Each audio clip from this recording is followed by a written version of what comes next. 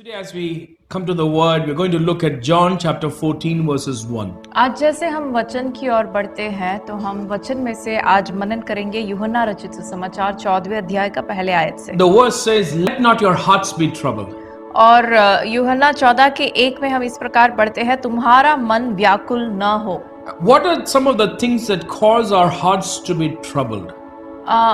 ऐसे कौन सी बातें हैं हमारे जीवन में जो हमारे मन को व्याकुल करती You हैं? see, often we go through worry in our life, देखिए, हम हमारे जीवन में अनेक बार चिंता से होकर गुजरते हैं and worry is something that we do with our mind. और चिंता एक ऐसी बात है जो हम हमारे मन से करते हैं। Many times when we experience certain problems, we worry about it or we think about it. और कई बार जब हमारे जीवन में समस्या का सामना हम करते हैं तो हम उसके बारे में सोचते हैं, उसके बारे में हम चिंता करते हैं। And sometimes our mind is able to find a solution and we're able to stop worrying about it. और कई बार हमारे मन में उस बात को सोचकर हम उसका उसका जो एक सुझाव है हमें कई बार मिलता है, तो फिर हम चिंता करना छोड़ भी देते हैं। But sometimes our hearts begin to be troubled. लेकिन कई बार हमारा जो दिल है, हृदय है, वो व्याकुल होने लगता है। Sometimes there is anxiety in our hearts because of things that we cannot change. और कई बार हमारे दिल के अंदर कुछ बातों के लेकर हम व्याकुल होते हैं जो हम बदल नहीं सकते। And Jesus, and we're going to be looking from chapter 13 to chapter 17, John chapter 13 to chapter 17, and we're going to look at what are some of the things that Jesus tells the disciples that are causing your hearts to be troubled. और आज हम देखेंगे यूहन्ना रचित सुसमाचार के 13वें अध्याय से लेकर 17वें अध्याय तक हम मनन करेंगे, देखेंगे कि इन अध्यायों में यीशु अपने चेलों से अपने दिल को व्याकुल ना होने के बारे में बताते हैं। यहाँ पे अपने हिंदी बाइबल में मन लिखा है, लेकिन अंग्रेजी बाइबल में हृदय के बारे में लिखा है। When we look at our hearts, you see from the heart stems lot of wickedness. देखिए, जब हृदय के बारे में हम देखें तो हृदय के अंदर से प्रभु का वचन हमें सिखाता है कि बुराई हमारे जीवन में हृदय के अंदर से उत्पन्न होती है। And God wants us to work in our hearts primarily first. और प्रभु सबसे पहले हमारे दिल के साथ, हमारे हृदय के साथ काम करना चाहता है। And as we look from John chapter 13 to John chapter 17, what are certain things that causes our hearts to be troubled? और यूहन्ना 13 से लेकर यूहन्ना 17 तक यदि हम देखेंगे तो हम इन अध्यायों में देखेंगे कि हमारे दिल को, हमारे हृदय को व्याकुल करने वाली कुछ बातें क्या है। The first thing that we notice is betrayal. सबसे पहली बात जो है हम देखते हैं वो है विश्वासघात। You see, now we are looking John chapter 13 to 17. अब हम देख रहे हैं 13वें अध्याय से लेकर 17वें अध्याय तक। Now it is talking about a time when Jesus was with the disciples at the feast, after the feast of the Passover. यहाँ पे हम एक ऐसे समय के बारे में देखते हैं जब फसह के पर्व के बाद यीशु अपने चेलों के साथ है। But a few days, 2 days before that, he had talked to his disciples and he had told them about certain things that would happen at the end of the days. लेकिन इसके 2 दिन पहले हम देखते हैं यीशु अपने चेलों के साथ बात करता था और यीशु ने अपने चेलों से अंत के दिनों में होने वाली बातों के बारे में यीशु ने बताया था। We see certain things in Luke chapter 21, Mark chapter 13 and Matthew 24. और लूका रचित सुसमाचार 21वें अध्याय में, मरकुस रचित सुसमाचार 13वें अध्याय में और Matthew 24. और मत्ती 24, इन अध्यायों में हम इस बातों के बारे में पढ़ते हैं। So one of the things that Jesus says is betrayal by family. और उसमें से एक बात यीशु जो कहते हैं वो है अपने परिवार के लोगों के द्वारा विश्वासघात होना या धोखा पाना। You read Luke chapter 21 verses 16. हम पढ़ेंगे लूका 21 का 16। It says you will be delivered up even by parents and brothers and relatives. यहाँ लिखा है, और तुम्हारे माता पिता और भाई और कुटुंब और मित्र भी तुम्हें पकड़वाएंगे। You see that same thing being mentioned in Mark chapter 13 verses 12. और इसी बात को हम मरकुस रचित सुसमाचार के 13वें अध्याय के 12 में हम पढ़ते हैं। So Jesus is identifying one betrayal by family. तो यहाँ पे यीशु एक विश्वासघात जो है परिवार के द्वारा होने के बारे में यीशु हमें दिखाते The हैं। second betrayal he's saying is by friends. और दूसरा जो है विश्वासघात अपने मित्रों के द्वारा होने के As बारे you में यीशु। continue in the 16th verse, 21 verses 16, it says you will be betrayed by your friends. और यदि हम पढ़ेंगे उसी अध्याय के 21वें अध्याय की 16वीं आयत यदि हम पढ़े, वहां पे लिखा है कि आपके मित्र, आपके दोस्त आपको धोखा देंगे। Then the third betrayal he's talking about is religious people or church, or the people that you would consider your church folk. और तीसरा जो विश्वासघात है, यीशु कहते हैं जो धर्मी लोग हैं या जो कलीसिया के, जो धर्म को मानने वाले लोग हैं, या तो फिर हम अपने कलीसिया के चर्च के लोगों को जिस आंखों से दिखते हैं उन लोगों के बारे में हम पढ़ते हैं। You can read John 16 verses 2. ये हम पढ़ पाते हैं यूहन्ना रचित सुसमाचार 16वें अध्याय के दूसरे आयत में। It says, indeed the hour is coming, they will put you out of the synagogues, and whoever kills you will think he's offering service to God. और यहाँ पे ऐसे लिखा है कि वे तुम्हें आराधनालयों में से निकाल देंगे, वरन वह समय आता है कि जो कोई तुम्हें मार डालेगा वह समझेगा कि मैं परमेश्वर की सेवा करता हूँ। So there is a betrayal by people who are considered religious, and they are considered as worshipping God by betraying you.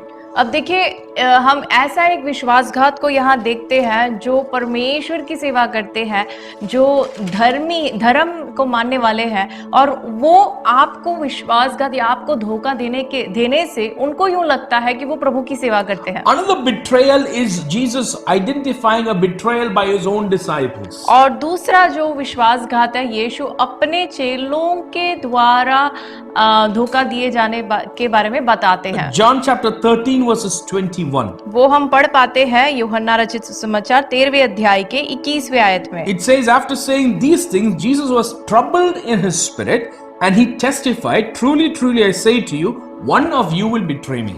यहाँ पे ऐसे लिखा है, ये बातें कहकर यीशु आत्मा में व्याकुल हुआ और वह गवाही दी कि मैं तुमसे सच सच कहता हूँ कि तुम में से एक मुझे पकड़वाएगा। A final betrayal we notice is in that same chapter 13 verses 38. और आखिरी जो विश्वासघात है हम देख पाते हैं उसी अध्याय में 13 के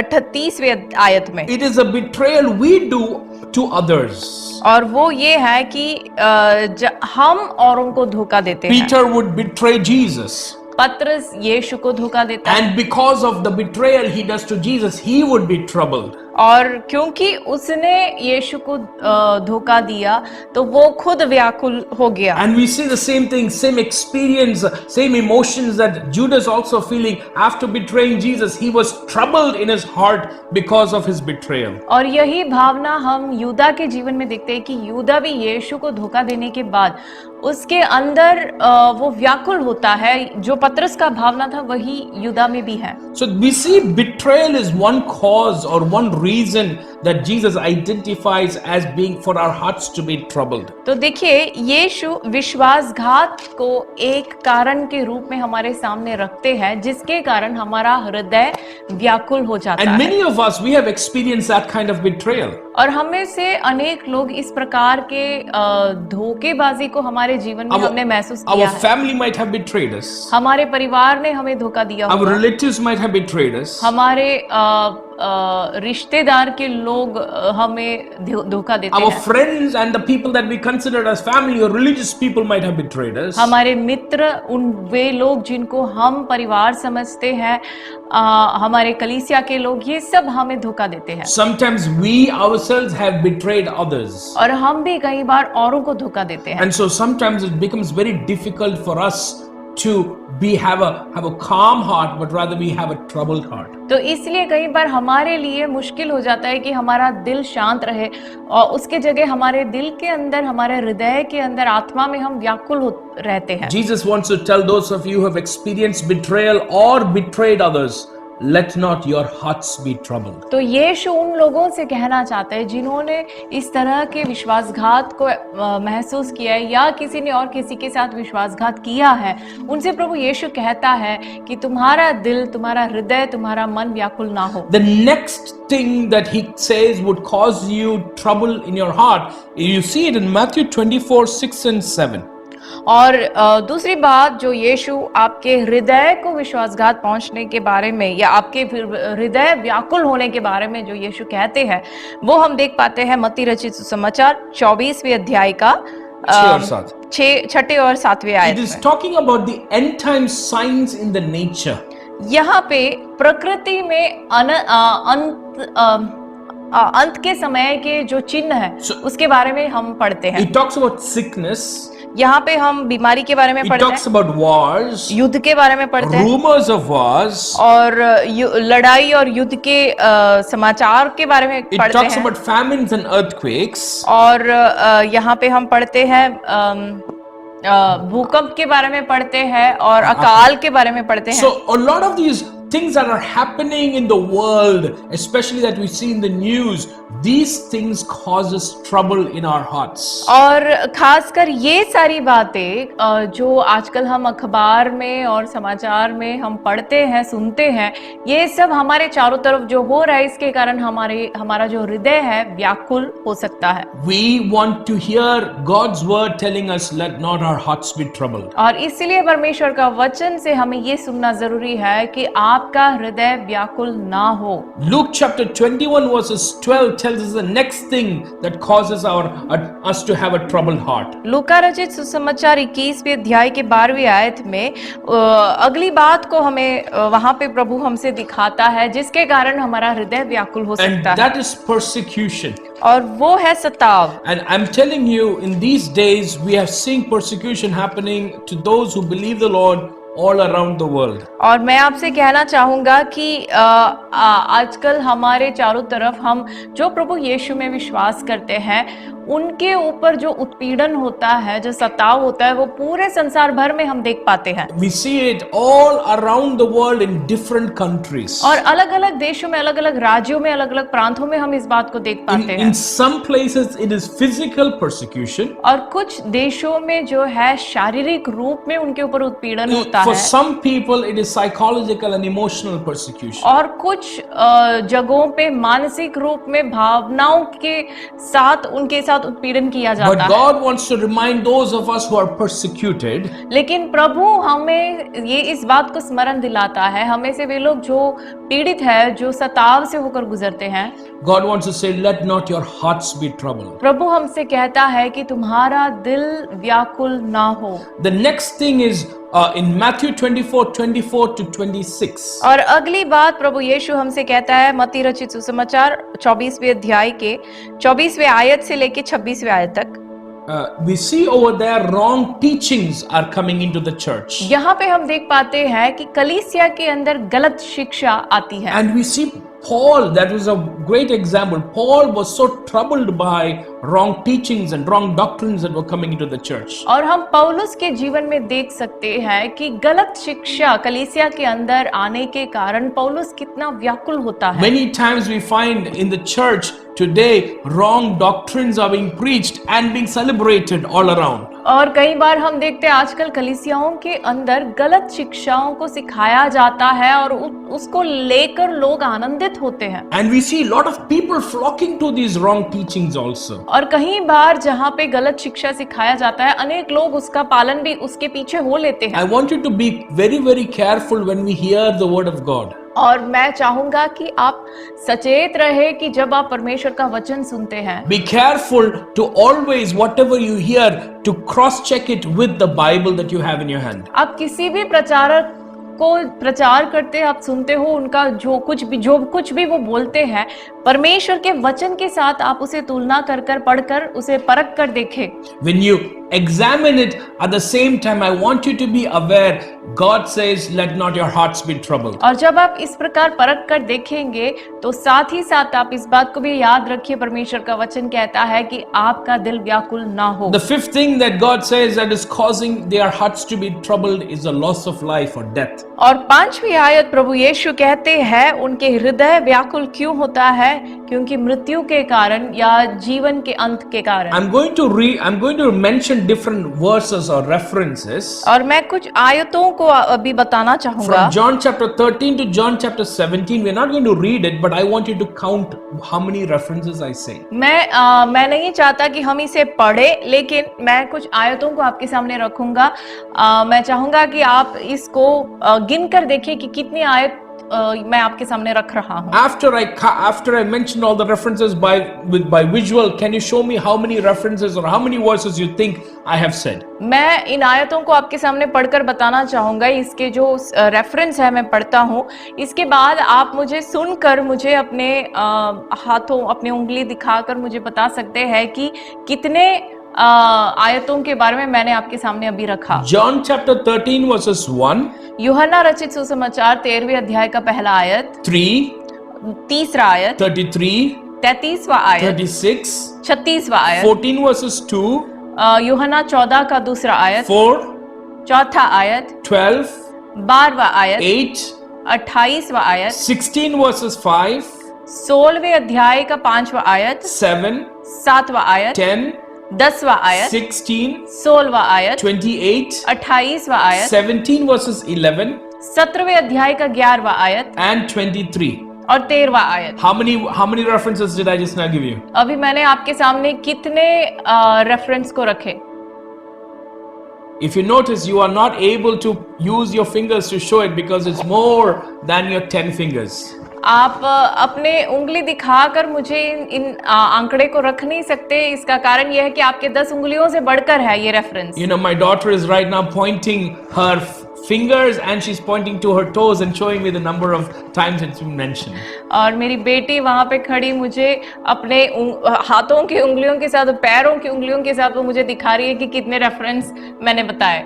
Death many times will trouble our heart. और इतने बार जो है हमारे दिल को हमारा दिल व्याकुल हो सकता है मृत्यु की वजह से, because of death. मृत्यु के वजह से। But Jesus says, do not be troubled. लेकिन प्रभु यीशु कहता है आपका दिल व्याकुल ना हो। Death can bring so much of pain into our heart. देखिए मृत्यु जो है हमारे हृदय के अंदर, हमारे दिल के अंदर बहुत अधिक दुख ले आ सकती है। And for the disciples, the person that they loved and this person that they spent time with was going to die. और चेलों के लिए वो व्यक्ति जिनसे चेले प्यार करते थे, वो व्यक्ति जिनके साथ वो अपना समय बिताते थे, उनका मृत्यु होने वाला था। Jesus says, do not be troubled. यीशु उनको याद दिलाते हैं तुम्हारा दिल व्याकुल ना हो। But how do you overcome a troubled heart? लेकिन एक व्याकुल हृदय से हम बाहर कैसे निकल सकते हैं? The first and foremost thing is knowledge. सबसे पहले जो हमें चाहिए वो है ज्ञान। You read John chapter 14 verses 29. हम पढ़ेंगे यूहन्ना रचित सुसमाचार 14वें अध्याय का 29वां आयत। It begins, I'm just mentioning the first part of that verse. It says, and now I have told you before it takes place. और यहाँ पे यीशु इसकी शुरुआत में ही हम पढ़ते हैं कि तुमने सुना कि मैं 29, right? Yeah, 29, 14. और मैंने अब इसके होने से पहले ही तुम्हें कह दिया है। You go through John chapter 13, 14, 15, 16 and 17. यदि आप यूहन्ना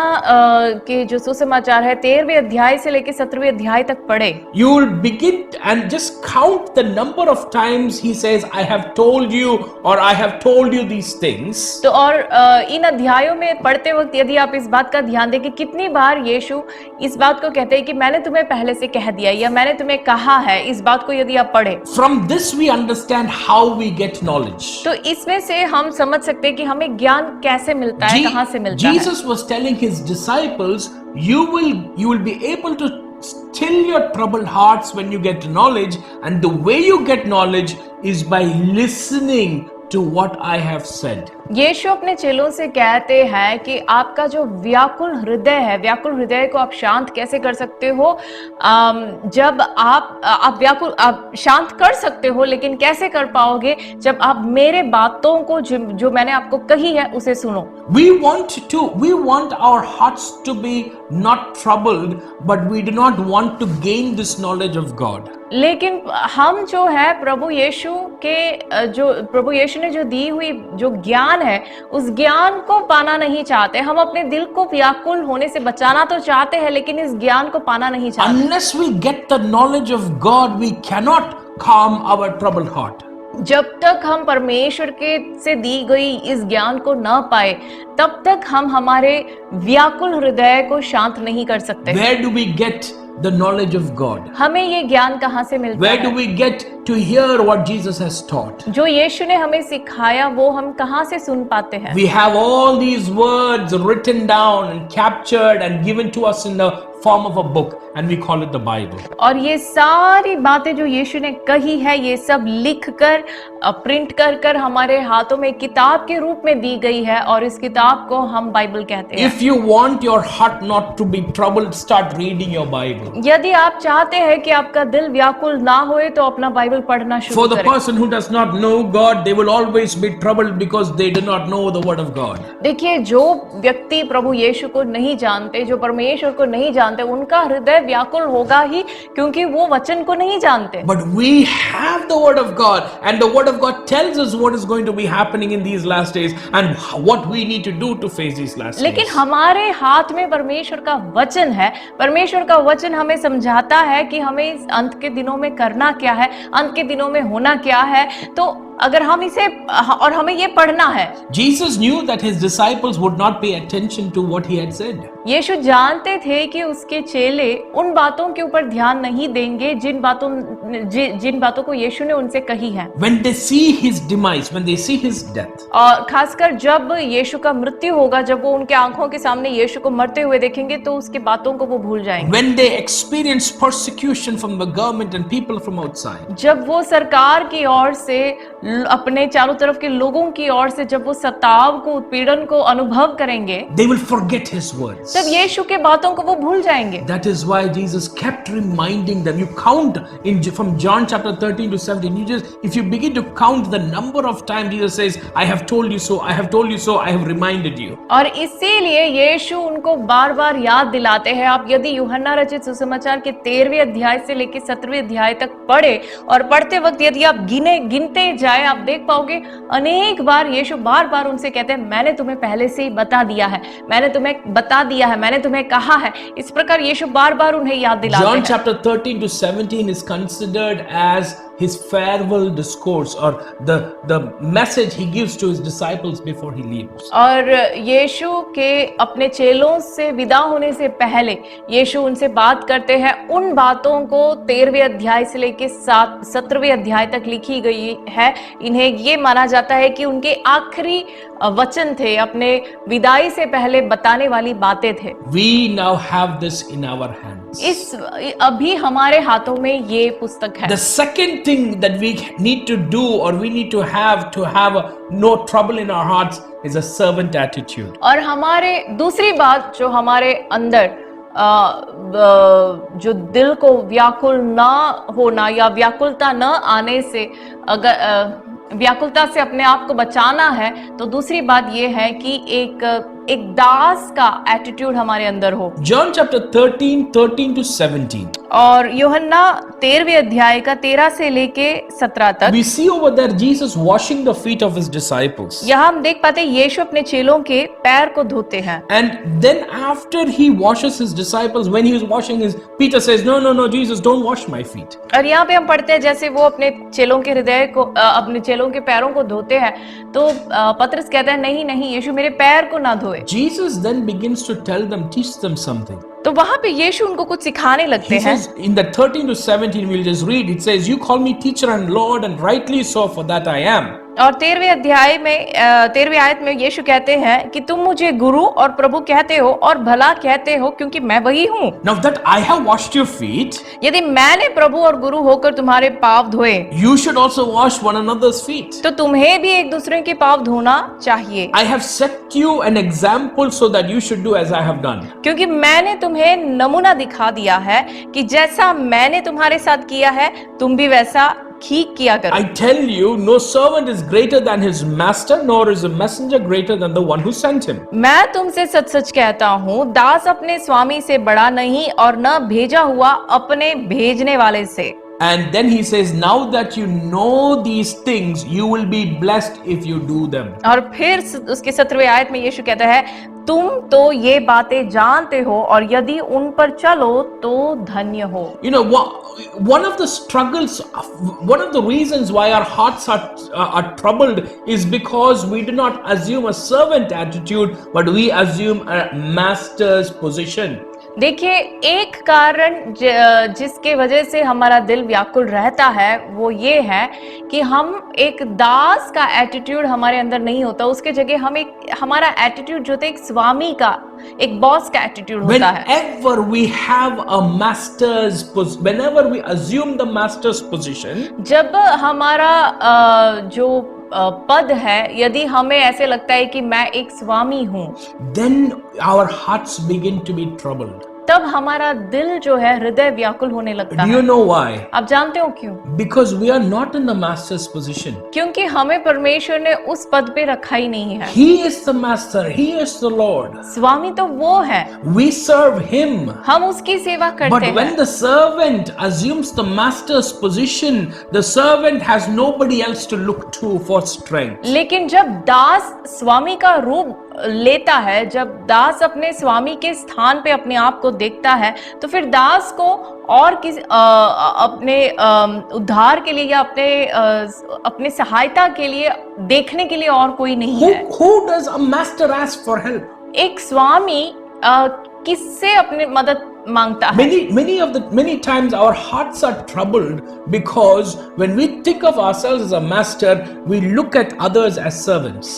कई बार हमारा हृदय व्याकुल इसलिए होता है क्योंकि जब हम अपने आप को स्वामी के रूप में देखते हैं तो हम औरों को दास के रूप में देखते हैं। We begin to say, oh, that person didn't talk to me, this person didn't talk to me, and we feel offended. हमें ऐसे लगता है कि अच्छा उसने मुझसे बात नहीं किया, इसने मुझसे बात नहीं किया, तो फिर हमें ठोकर लगता है। We went to the office, we worked so much and we didn't get our salary. Oh, our hearts are troubled. और हम कहते हैं कि मैं दफ्तर गया, इतने टाइम के लिए काम किया और मुझे सही रीति से तनख्वाह नहीं मिला, तो हमारा दिल में ठोकर लगता है। I studied, I went to college, I did all this thing and I got very bad marks. Oh, I feel very upset. मैं कॉलेज गया, मैंने मेहनत किया, मैंने इतनी पढ़ाई की, लेकिन जब एग्जाम का रिजल्ट आया तो मुझे सही नंबर नहीं मिला, तो क्या होता है, मुझे फिर ठोकर लगता है। We should never take the master's position. हमें कभी भी स्वामी का पद अपने लिए लेना नहीं चाहिए। But how is it possible to get a servant attitude? लेकिन एक दास का जो एक सोच विचार है वो कैसे हमारे अंदर आ सकता है? You come to John chapter 13, 34 and 35. पढ़ेंगे 13वें अध्याय का 34 और 35। It says, a new command I give you. मैं तुम्हें एक नई आज्ञा देता हूँ। You see, this is what we need to have. देखिए, हमारे अंदर एक ऐसी भावना होना जरूरी We है। need to listen to the word of God. हमें परमेश्वर के वचन को सुनना जरूरी है। And we need to receive this new command. और हमें ये नई आज्ञा को स्वीकार करना जरूरी What है। is the command? ये आज्ञा क्या है? Love one another as I have loved you, so you must love one another. कि एक दूसरे से प्रेम रखो, जैसा मैंने तुमसे प्रेम रखा है वैसा ही तुम भी एक दूसरे से प्रेम रखो। He's repeating love one another 2 times there. यीशु यहाँ पे इस आयत में 2 बार कहते हैं कि एक दूसरों से प्रेम रखो। And then he goes 35th verse, he says, by this everyone will know that you are my disciples if you love one another. और 35वें आयत में यीशु कहते हैं, यदि आपस में प्रेम रखोगे तो इसी से सब जानेंगे कि तुम मेरे चेले रहो। If we want to have a servant attitude, यदि हमारे अंदर एक दास का भावना होना है, I have to love my brother, love my sister. तो मुझे मेरे भाई, मेरे बहन को प्रेम करना जरूरी It है। is hard to it is hard to love when we hold a master's position. और जब हमारे दिल में, हमारे हृदय में हम एक स्वामी का भावना रखते हैं तो हमें प्रेम करना मुश्किल है। The third thing that he says is abide. और तीसरी बात जो यीशु कहते हैं वो है रहना। You read John chapter 15 verses 4 to 9. और यूहन्ना 15वें अध्याय के 4थे आयत से लेकर 9वीं आयत तक हम And पढ़े। I have preached from this passage before, and I just want you to focus once again on these verses. मैंने इन आयतों से पहले प्रचार किया था और मैं चाहूंगा एक और बार इन्हीं आयतों में हम ध्यान दें। He says, "Abide in me, and I will abide in you." वो कहते हैं तुम मुझ में बने रहो और मैं तुम में। No branch can bear fruit by itself; it must abide in the vine. Neither can you bear fruit unless you abide in me. जैसे डाली यदि दाखलता में बनी न रहे तो अपने आप से नहीं फल सकती, वैसे ही तुम भी यदि मुझ में बने न रहो तो नहीं फल I सकती। am the vine; you are the branches. Whoever abides in me, and I in him, he it is that bears much fruit. For apart from me, you can do nothing. मैं दाखलता हूँ, तुम डालियां हो। जो मुझ में बना रहता है और मैं उसमें, वह बहुत फल फलता है, क्योंकि मुझसे अलग होकर तुम कुछ भी नहीं कर सकते। And then he begins to give an example of how to abide.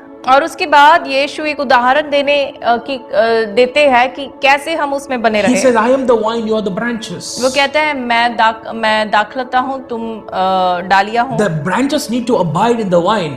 और डालियों को जो है उस दाखलता में बने रहना If you जरूरी don't है। abide in the, if as branches, if you don't abide in the vine, you will be thrown out and you will be burnt. और डाली होने के नाते यदि आप उस लता के साथ जुड़े नहीं रहते तो फेंके जाओगे। But if you abide in the vine, लेकिन यदि आप उसके साथ जुड़े रहोगे you will be trimmed for fruitfulness, तो आप अधिक फलवंत होने के लिए आपको छांटा जाएगा। and at the same time, because of your fruit, you will be able to glorify God. और साथ ही साथ आपके फल उत्पन्न करने के द्वारा आप परमेश्वर को महिमा दे पाओगे। And in the eighth verse it says, "And so you will prove to be my disciples." और उसके 8वें आयत में ऐसे हम पढ़ते हैं कि तभी और लोग इस बात को सबूत के रूप में देख पाएंगे कि तुम मेरे चेले हो। Now, if you again you read that passage and you count the number of times abide is written, you will understand how much of importance God gives for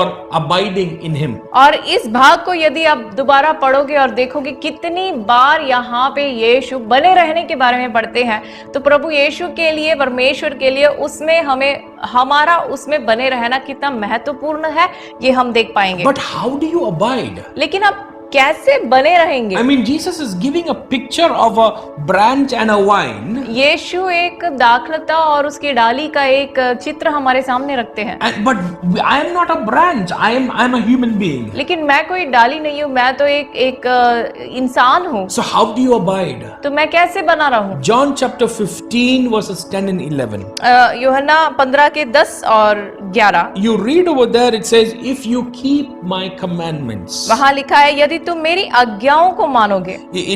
It says, "If you keep my commandments, you will abide in my love, just as I have kept my Father's commandments and abide in His love."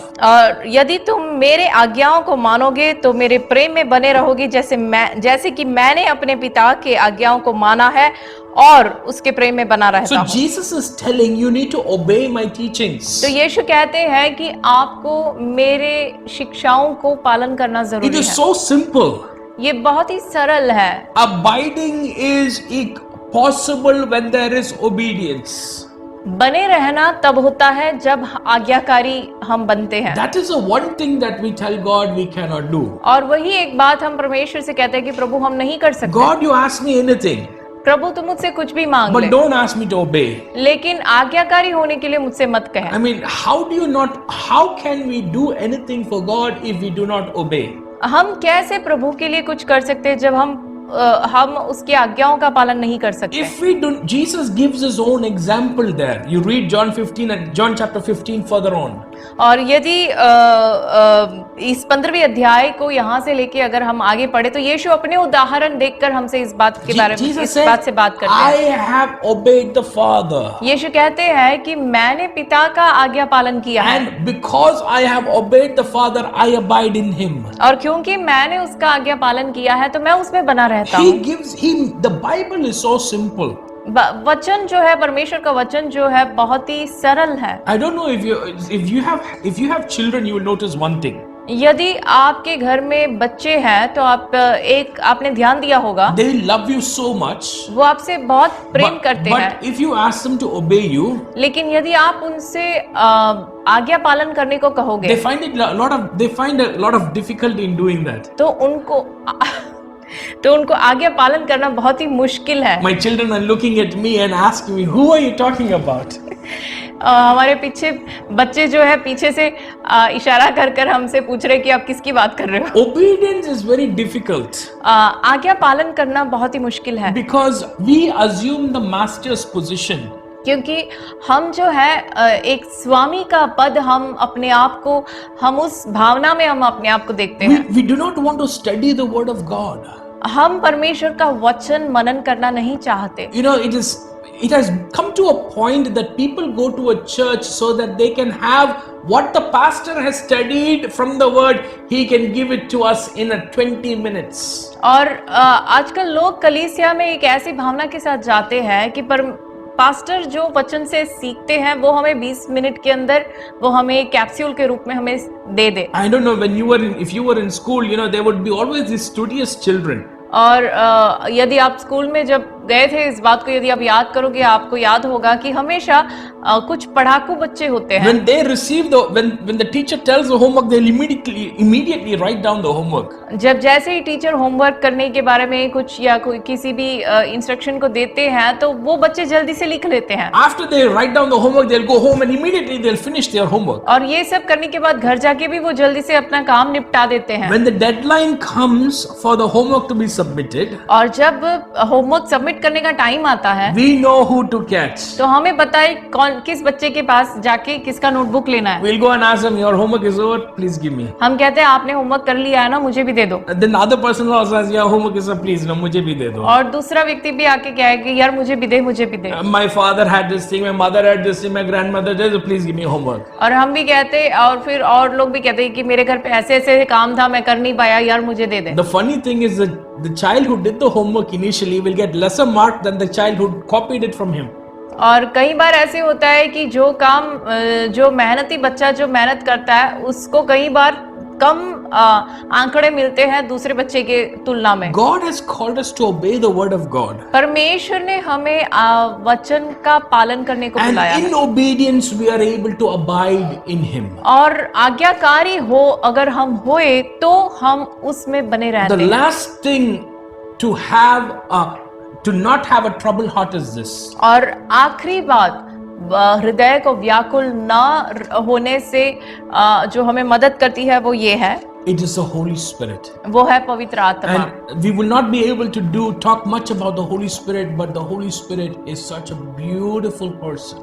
आज हम पवित्र आत्मा के बारे में इस मुद्दे पे ज्यादा अधिक बात नहीं कर पाएंगे, लेकिन पवित्र आत्मा एक बहुत ही सुंदर व्यक्ति है। You go through John chapter 13, 14, 15, 16 and 17. और यूहन्ना रचित सुसमाचार 13 से 17 तक आप पढ़े। This is my homework for you for this week. इस हफ्ते के लिए मेरा आपके लिए ये होमवर्क है। Don't copy from somebody else. और किसी से आप कॉपी ना करें, But read about the Holy Spirit. लेकिन पवित्र आत्मा के बारे में पढ़े। Read what does it say about the Holy Spirit. और इन अध्यायों में पवित्र आत्मा के बारे में क्या लिखा है, क्या कहा है, या पढ़ के देखिए। You know, I was taking a class today from Johannine literature, from the book of John. और यूहन्ना के सुसमाचार से आज मैं एक क्लास ले रहा था। And I was asking them, where do you see the Holy Spirit? और मैं उन लोगों से पूछ रहा था कि आप पवित्र आत्मा को कहाँ देख पाते हो? Almost everybody spoke about the book of Acts. और उनमें से अधिकतर सभी व्यक्तियों ने प्रेरितों के काम के बारे में बताया कि उस पुस्तक में हम देख पाते हैं। I said we are studying. My purpose is to teach you from the book of John, and I'm asking you about where does it talk about the Holy Spirit, and you're telling me the book of Acts. और मैंने कहा मेरा class जो है वो यूहन्ना के सुसमाचार से है